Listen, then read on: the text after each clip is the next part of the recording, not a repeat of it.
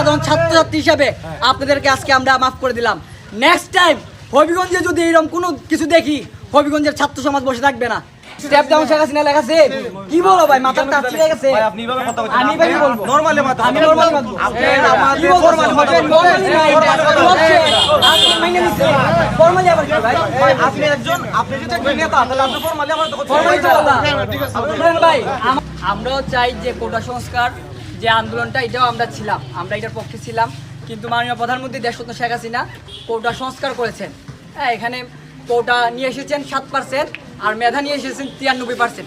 যেহেতু এই আন্দোলনকে মাননীয় প্রধানমন্ত্রী শেখ হাসিনা এটা মেনে নিয়েছেন, তারপর এইসব লেখা স্টেপ ডাউন শেখ হাসিনা এগুলা লেখা তো আমরা হবিগঞ্জের সাধারণ ছাত্র সমাজ এগুলো মেনে নিব না।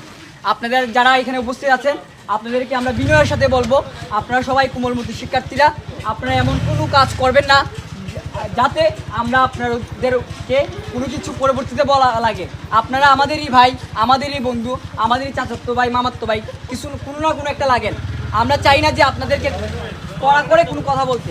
আপনারা যে সব লিখলেন স্টেপ ডাউন শেখ হাসিনা, এই সে আরও বাজে বাজে কথা, এগুলো কিন্তু নেক্সট টাইম আজকে আপনারা সাধারণ ছাত্রছাত্রী হিসাবে আপনাদেরকে আজকে আমরা মাফ করে দিলাম।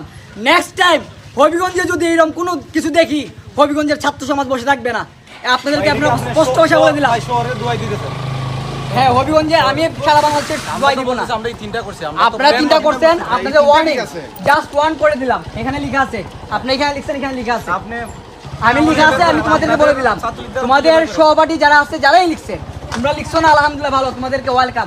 আমাদের হবিগঞ্জ জেলা ছাত্রলীগের পক্ষ থেকে ধন্যবাদ। একবার থ্রেড থ্রেড না, আলহামদুলিল্লাহ মানে কি? আলহামদুলিল্লাহ মানে কি বুঝো? যারা লেখছে এটা এর বিরুদ্ধে তোমরা প্রতিবাদ জানাই। এটাই আমাদের কথা।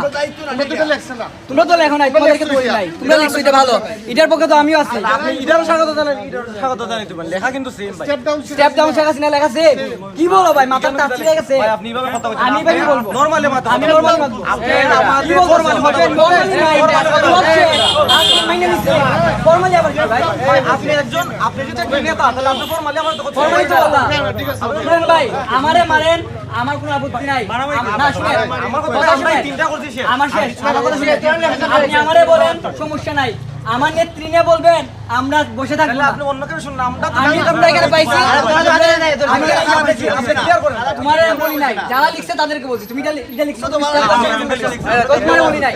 তোমার মাধ্যমে আমরা একটা মেসেজ দিতে চাই, প্রতিবাদ জানাইবা। তোমার মাধ্যমে একটা মেসেজ দিতে চাই, যারা এটা লিখছে তোমাদের সহপাঠী বা বন্ধু, আমি বিশ্বাস করি যে সাধারণ কোনো ছাত্রছাত্রী এটা লিখতে পারে না। আমি বিশ্বাস করি, আমরা বিশ্বাস করি, যারা এটা লিখছে এটা হচ্ছে জামাত শিবিরের পেদাত্তা ছাত্র দলের ক্যাডার, এছাড়া এটা কেউ লিখতে পারে না। তোমরা এটা লিখছো, আমি বিশ্বাস করি না। ঠিক আছে ভাই, তোমরা ভালো থাকবা, সুস্থ থাকবা। ধন্যবাদ। আমি সর্বপ্রথমে বলতে চাই, আমরা আগে ছাত্র তারপর লীগ, তার নামই হচ্ছে বাংলাদেশ ছাত্রলীগ। বাংলাদেশ ছাত্রলীগ বাংলাদেশের প্রত্যেকটি গণতান্ত্রিক ছাত্রদের আন্দোলনের সাথে ছিল, আছে এবং থাকবে।